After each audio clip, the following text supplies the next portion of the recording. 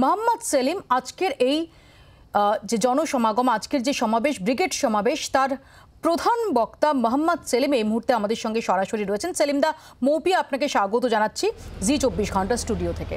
সেলিমদা, দিনের শেষে আপনাদের যে ইউথ ব্রিগেড, তাকে কত নাম্বার দেবেন আপনি? কতটা স্যাটিসফ্যাক্টরি আপনার কাছে?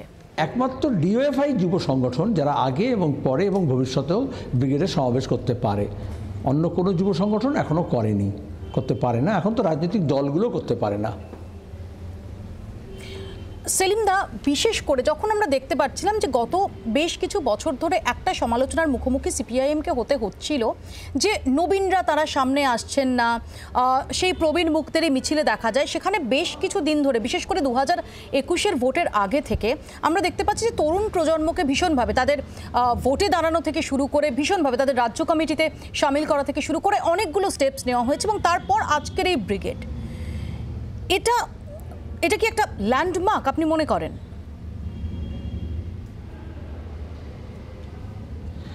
যে কোনো পলিটিক্যাল পার্টিতে বা যে কোনো ইনস্টিটিউশনে এটা হচ্ছে থাম্ব রুল যে প্রবীণ থাকবেন, মধ্যবয়সী থাকবেন, নবীন থাকবেন। 1/3 হলে পারফেক্টলি হয়। তাহলে কী হয়, একটা ধারা, বহমান ধারা থাকে। সেই সব প্রতিষ্ঠান, সেই সব দল, সেই সব সংগঠন টিকে থাকে যেগুলোতে এই রিনিউয়ালটা হয়, রিজুভেনেশনটা হয়। কমিউনিস্ট পার্টিতে বা বামপন্থী আন্দোলনে চিরকাল এটা হয়ে এসছে, দেশে দেশে, আমাদের দেশেও। আজকে যারা প্রবীণ আছেন তারা কখনো নবীন ছিলেন, তখন নেতা হয়েছিলেন। 80-র দশকে বিমান বসু, অনিল বিশ্বাস, বুদ্ধদেব ভট্টাচার্য, এরা বা অল ইন্ডিয়া ক্ষেত্রে সীতারাম ইয়েচুরি, প্রকাশ কারাত, এরা নেতা হয়েছিলেন বলেই পরে তারা এখন প্রবীণ নেতৃত্ব। একইভাবে শ্যামল চক্রবর্তী, সুভাষ চক্রবর্তী, এরা নেতা হয়েছিলেন। তার পরবর্তীকালে গৌতম দেব এরা হয়েছিলেন। আবার অল ইন্ডিয়া ক্ষেত্রে দেখবে যে তোমার গিয়ে আমরা তারপরের জেনারেশনে ছিলাম এইরকম। তারপরে আবার এই যে এখন যার নাম দেখছো তুমি, শ্রমিক লাহিড়ী, আবাস রায়চৌধুরী, আমি আর নাম বললাম না, পলাশ দাস, এরকম আরও অনেক, সব ফ্রন্টে আছে। এবং কৃষক আন্দোলনে আছে, এরকম শ্রমিক আন্দোলনে আছে। কিন্তু আসলে কী হয়, ভোটে দাঁড়ালে চোখে পড়ে, বা এমএলএ এমপি হলে চোখে পড়ে, বা মিডিয়ার নজরে পড়ে। অসংখ্য কর্মী আছেন যারা বিভিন্ন জেনারেশনে যারা এই কাজগুলো করে যাচ্ছেন। কিন্তু আমরা যেহেতু একটা ফেটিস আছে, সেলিব্রিটি ফেটিস আছে মিডিয়ার, হয় নায়ক নায়িকা, গায়ক গায়িকা, খেলোয়াড় শিল্পী হতে হয়, বা তোমার গিয়ে এমএলএ এমপি মন্ত্রী হতে হয়, তা না হলে ঠিক নজরে পড়ে না। আমি যখন যুব আন্দোলনের নেতা ছিলাম বা সিপিএম যখন আমাকে গড়ে তুলছিল, তখন কখনো নজর পড়েনি। যখন আমি লোকসভা নির্বাচনে দাঁড়ালাম, তার আগে 12 বছর রাজ্যসভা মেম্বার ছিলাম, কখনো নজর পড়েনি। তখনই আমি 3টে ব্রিগেড প্যারেড গ্রাউন্ডে সমাবেশে বক্তৃতা করেছি যুবদের, তখন নজর পড়েনি। কিন্তু যখন আমি অজিত পাঞ্জাবের বিরুদ্ধে উত্তর পূর্ব কলকাতায় দাঁড়ালাম, তখন প্রথম বাংলা অক্ষরের নামটা ছাপা হলো আমার বাংলা কাগজে। এটা হয়, এটা নির্বাচন কেন্দ্রিক। কিন্তু আমরা এখন যেটা খুব পরিকল্পিতভাবে গত 10 বছর ধরে যখন নেতৃত্ব গড়ে তুলতে হয়, তবে সামনে আসে।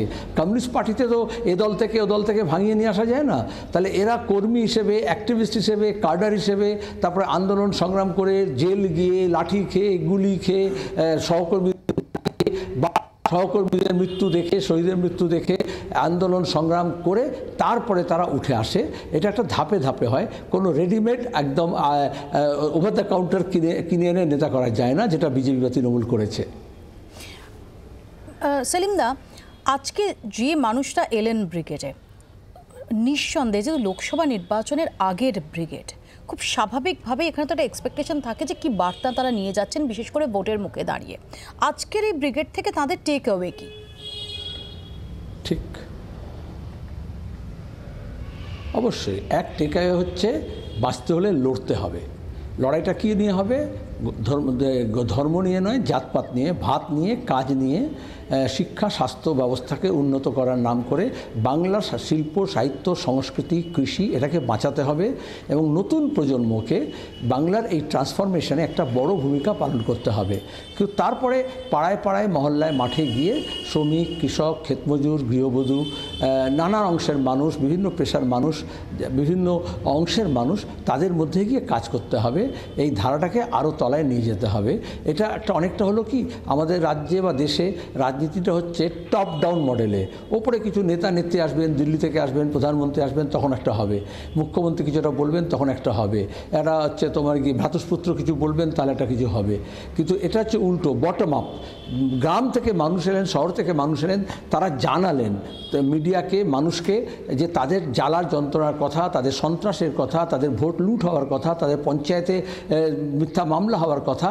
এবং তারপরে তারা কসম খেলেন, শপথ নিলেন যে এই অবস্থা চলতে পারে না, দেশের অবস্থা পাল্টাতে হবে, মণিপুর করা যাবে না, দেশটাকে উত্তরপ্রদেশ করা যাবে না, বাংলাটাকেও সেভাবে আমরা তার নকল করব না। আর আমাদের রাজ্যে এই চাকরি চুরি, চাল চুরি, আটা চুরি, তোমার গিয়ে কয়লা চুরি, এইসব যা বালি চুরি, এটা কখনো বাংলার ভবিষ্যৎ হতে পারে না। বাংলার শিক্ষা, কৃষ্টি, সংস্কৃতি এবং স্বাধীনতা আন্দোলনের যে উত্তরাধিকার, বাম আন্দোলনের যে প্রভাব, সেইটাকে লেফট ইকোসিস্টেমকে রিভাইভ করতে হবে। সেলিম দা, আরও নির্দিষ্টভাবে জিজ্ঞেস করি, যেহেতু ভোটের মুখে এই মুহূর্তে দাঁড়িয়ে সবচেয়ে চর্চিত এবং সবচেয়ে কৌতূহলের কেন্দ্রবিন্দুতে কি আছে, যে কি হতে চলেছে জোটের ভবিষ্যৎ, এই রাজ্যে জোটের ভবিষ্যৎ কি, এই নিয়ে ডেফিনেটলি আপনারা নানাভাবে আপনাদের বক্তব্য সেটা রেখেছেন এবং আজকের আপনাদের বক্তব্যেও তৃণমূলকে যথেষ্ট নিশানা করে, যথেষ্ট আক্রমণাত্মক ভঙ্গিতে আপনারা বক্তব্য রেখেছেন। কিন্তু কোথাও কি মনে হয় যে আরও ক্লিয়ার একটা বার্তা যদি আজকের ব্রিগেড থেকে দেওয়া যেতে পারত, একদম নির্দিষ্টভাবে আসন রফা বা জোট নিয়ে বা আসন সমঝোতা নিয়ে, তাহলে সেটা বেটার হতো? সেটা কি পুরোপুরি ক্ল্যারিটি পেলেন আজকের আপনাদের যারা অনুগামী? তারা হতো সিপিআই, তাহলে তো না, একদম না মৌপিয়া, একদম নয়। কারণ ডিএফআই ভোটে যাবে না, তারা মার্কায় কোনো প্রার্থী হবে না, তারা ভোটের কথা কী করে বলবে? ডিএফআই মঞ্চ কেন করা হয়েছিল? লড়াইয়ের বার্তা দেওয়ার জন্য, সামনে যে যুদ্ধ আছে তার বিগুল বাজানোর জন্য এটা বিগুল বাজানো হয়েছে, শঙ্খনাদ করা হয়েছে। এটা যুদ্ধ নয়, যুদ্ধের সংগ্রামের প্রস্তুতি। এরপরে বাহিনী সাজাতে হবে, যারা বিগুল বাজায় তারা শুধু যুদ্ধ করে না, তার পেছনে একটা বিশাল বাহিনী থাকে, তারা লড়াই করবে। আর দ্বিতীয়ত হচ্ছে সিপিআইএম বা বামফ্রন্ট লড়বে, ডিএফআই লড়বে না। তাহলে আসন সমঝোতা কার সঙ্গে করবে? আমরা একটু দেখালাম যে এই যে রিসার্জেন্ট লেফট, সেটা হচ্ছে ইউথ ড্রিভেন। চিটাগাংয়ে যখন মাস্টারদার নেতৃত্বে যখন চট্টগ্রাম যুব বিদ্রোহ হয়েছিল, তখন তোমার কি ইয়াং ইন্ডিয়াতে গান্ধীজি লিখেছিলেন Chittagong two the four, headline ছিল। আজকে মোহাম্মদ সেলিম, আমি বলছি আজকে বেঙ্গলের রাজনীতিতে আমাদের উত্তরাধিকারকে স্বীকার করার জন্য youth to the four. Selim দা, আমার শেষ প্রশ্ন আপনার কাছে, এবং আমি বলে রাখি যে এটা একটু অপ্রিয় প্রশ্ন আপনার জন্য। সেলিম দা, আমরা দেখেছি যে আজকে, আমি শুরুতেই যেটা বলেছি, যে আজকে ব্রিগেডে যে জনসমাগম হয়েছে যুব সংগঠনের ডাকে, সেটা যথেষ্ট এনকারেজিং আপনাদের জন্য।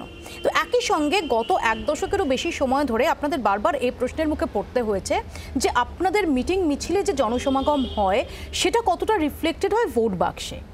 এখানে দাঁড়িয়ে আজকের এই জনসমাগমের পর, যেহেতু আবারও বলছি যে গোটাটাই ঠিকই ডিওয়াইএফআই ভোটে লড়বে না, কিন্তু এই মুহূর্তে দাঁড়িয়ে রাজনীতিটা ক্রমশ ভোটমুখী হতে চলেছে, সেখানে দাঁড়িয়ে আপনি কি আশা করেন যে ব্যতিক্রমী হতে পারে আজকের ব্রিগেড? যদি রাজনীতিটা ভোটমুখী হয় তাহলে পঞ্চায়েত নির্বাচনে কোনো ব্রিগেড করা ছাড়াই আমরা গিয়েছিলাম, জেলায় জেলায় সমাবেত হয়েছিল, চোর ধরো জেল ভরো বলেছিলাম, গ্রাম জাগাও চোর তাড়াও বলা হয়েছিল, এবং গ্রামে মানুষ প্রতিরোধ গড়ে তুলেছিল, তাদের মধ্যে একটা প্রতিরোধ স্প্রিয়া হয়েছিল। তারপরে ভোটটা পুকুরে পাওয়া গেছে, মাছ ধরার সময় জালে, ভোটটা পাওয়া গেছে বিডিও অফিসের জানলার ধারে, গণনা কেন্দ্রের পাশে। ভোট তার জন্য দাঁড়িয়ে কানমলা খেয়েছে ডব্লিউবিসিএস অফিসার, আইসি, এবং এখনও কেস চলছে। সুতরাং ভোটটা কোথায় গেল এটা বুঝতে পারছো, ব্রিগেড ছাড়াই। আর আজকে দাঁড়িয়ে এই জন্যই মানুষকে গণতন্ত্রকে পুনরুদ্ধার করার জন্য দেশে এবং রাজ্যে সংসদীয় গণতন্ত্র, লোকসভা, রাজ্যসভা, বিধানসভা, পুরসভা, গ্রামসভা, এইগুলো আজকাল লুটেরাদের আখড়া হয়ে গেছে। তাহলে প্রথম বার্তা এটা গিয়েছে, এটা বলা হয়েছে, মীনাক্ষীরা বলেছে যে পার্লামেন্টে আগে হিরেন মুখার্জি যেতেন, ভূপেশ গুপ্ত যেতেন, জ্যোতির্ময় বসু যেতেন, সোমনাথ চ্যাটার্জি যেতেন, বাসুদেবাচার্য যেতেন, গুরুদাস দাশগুপ্ত যেতেন, গীতা মুখার্জি যেতেন, মোহাম্মদ সেলিম যেতেন। আর এখন যারা গিয়েছে তারা চিটফান্ডের টাকা নিয়ে, নাহলে নারদা সারদার টাকা নিয়ে, নাহলে এ চোর তুই চোর মুই চোর, এই নিয়ে ঝগড়া করছে। আর তা নাহলে কার টাকা নিয়ে কে প্রশ্ন করছে, কার কন্ট্রাক্টের জন্য কে করছে। কিন্তু বাংলার সাংসদরা যে ভূমিকা পালন করতো পার্লামেন্টে, সেটা করতে পারেনি। বাংলার 100 দিনের কাজের টাকা আদায় করতে পারেনি, মুখ্যমন্ত্রীকে যেতে হচ্ছে তার ভাইপোকে নিয়ে, অন্যদেরকে, এমপিদেরকে নিয়ে। কেন গার্জেন কল করা হলো? যদি পার্লামেন্টে লড়তো 100 দিনের কাজের টাকা নিয়ে এমপিরা, এইসব যে আইন আসছে সেগুলো নিয়ে যদি লড়তো, তাহলে চিরকাল দেশের মানুষ এটা আশা করেছে বাংলার সাংসদরা পথ দেখায়। এখন সেই সাংসদরা সে বিজেপি হোক বা তৃণমূল হোক তার নিজেদের পথ খুঁজে পাচ্ছে না। এই বার্তাটা স্পষ্ট গিয়েছে যে বাংলার প্রতিনিধিত্ব জাতীয় রাজনীতিতে বাড়াতে হবে, সংখ্যায় নয় গুণে। বাংলার আওয়াজ, বাঙালির আবেগ, জি 24 ঘন্টা।